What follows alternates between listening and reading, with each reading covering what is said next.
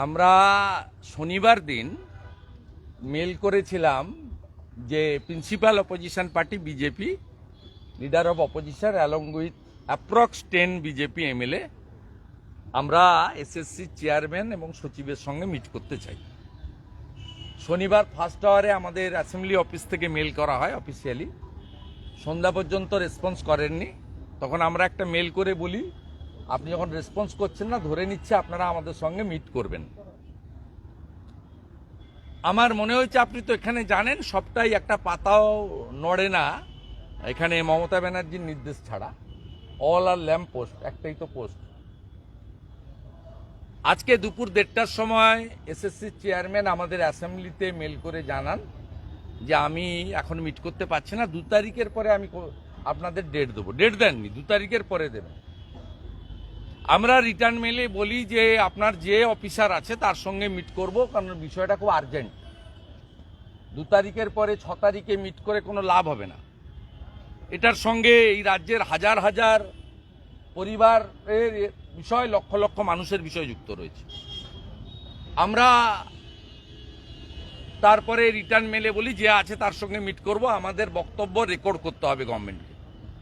আমরা হ্যাপি, সচিব ছিলেন, তিনি আমাদের সঙ্গে 20 মিনিটের একটা শর্ট ডিসকাশন করেছেন। ওনার বলার কিছু নেই, শুনেছেন। ফাইনালি সচিব বলেছেন যে চেয়ারম্যান এলে জানাবো। আপনি সবই জানেন, সিস্টেম বলে কিছু নেই। আমাদের মূল বিষয় হচ্ছে যে গত 1-1.5 মাসের মধ্যে 26,000 শিক্ষক, শিক্ষিকা, শিক্ষাকর্মীর যাদের ভাগ্য অনিশ্চিত হয়ে আছে সেই বিষয়ে সুপ্রিম কোর্টে 2টো হিয়ারিং হয়েছে, এবং এই হিয়ারিংয়ে মূল পার্টি হচ্ছে এসএসসি। তাদের রোলটাই সবচেয়ে বড়, এবং সুপ্রিম কোর্টের প্রধান বিচারপতির বেঞ্চ এটা কেয়ারফুলি শুনছেন, হিয়ারিংটা নিচ্ছেন। They are very serious regarding this issue. তা আমরা লাইভ কোর্টের যে লাইভ হয় তাতে দেখেছি, আপনারাও মিডিয়া দেখিয়েছেন, যে ডাল মে কুছ কালা হয় না পুরা ডালই কালা হয়। এই যে বাক্যটা এসেছে, এই বাক্যের মধ্য দিয়ে আমাদের মনে হয়েছে সুপ্রিম কোর্ট ডালের মধ্য থেকে যে কালাগুলো আছে, ভেজালগুলো আলাদা করতে বলছেন। কাকে বলছেন? এসএসসি কে বলছেন। Responsibility goes to SSC. Appointment letter issued by the SSC.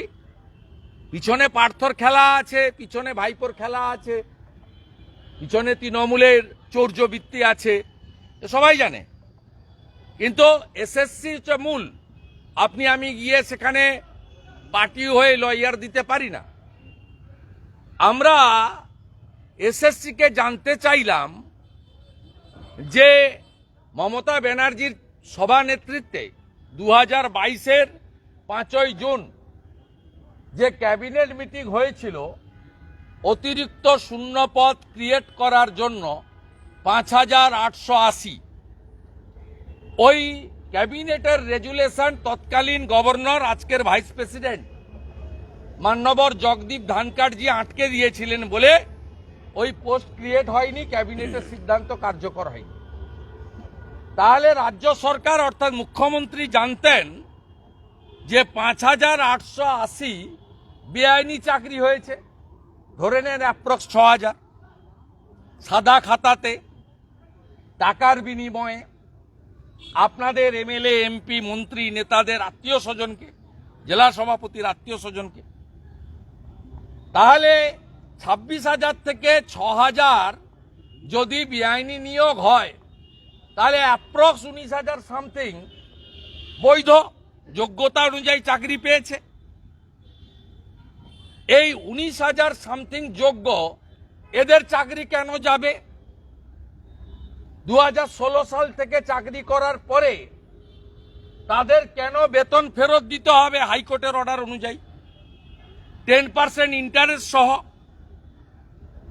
আমরা এসএসসির কাছে স্পষ্ট বলেছি যে আপনি এতগুলো 15-20 দিন সময় পেয়েছেন লাস্ট হিয়ারিং থেকে, নেক্সট হিয়ারিং 7 জানুয়ারি।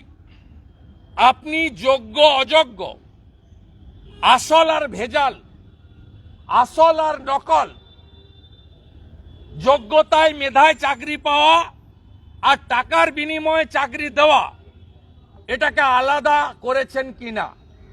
এরা কিচ্ছু করেনি।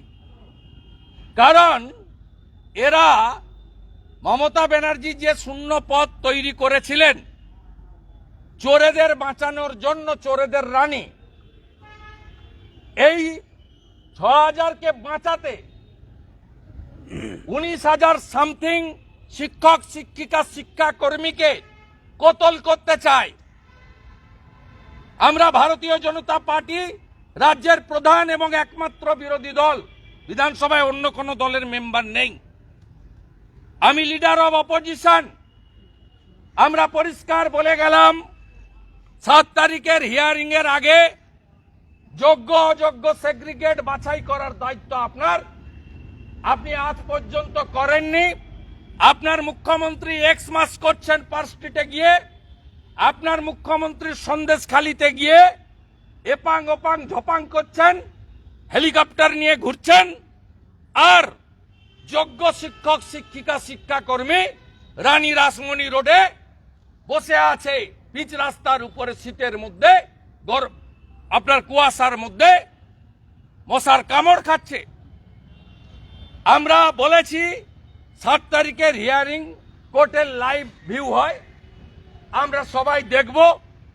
বাতিল যদি না কর, আপনি যদি ভাড়াই বাছাই করে সঠিকভাবে, আমরা পরিষ্কার বলি যোগ্যদের চাকরি থাক, চাকরি রক্ষা করতে হবে, এ দাবি আমাদের।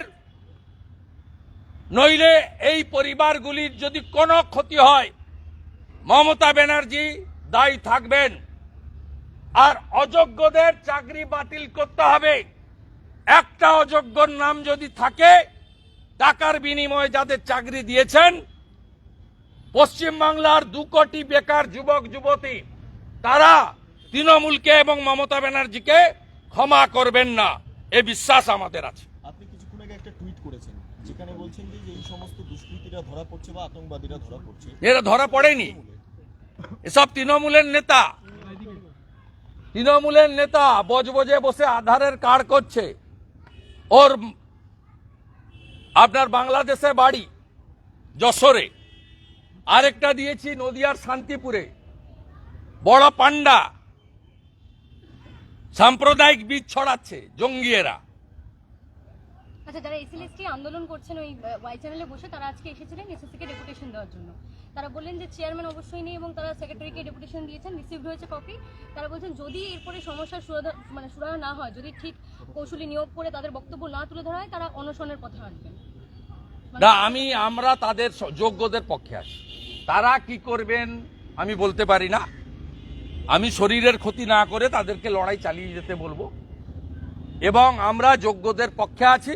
সাথে সাথে এটাও ঠিক, চাকরি টাকার বিনিময়ে ওই মোটা পার্থ অপাকে সঙ্গে নিয়ে, এসপি সিনহাকে সামনে রেখে, সুবিরেশকে নিয়ে যে চাকরিগুলো ভাইপোর কাছ থেকে পাঠানো লিস্টে করেছে, সেই জালি চাকরি যারা পেয়েছে ফাঁকা খাতা দিয়ে, তাদের চাকরি যেন না থাকে, তাদেরকে এরা যেন কোনোভাবে গার্ড না করেন।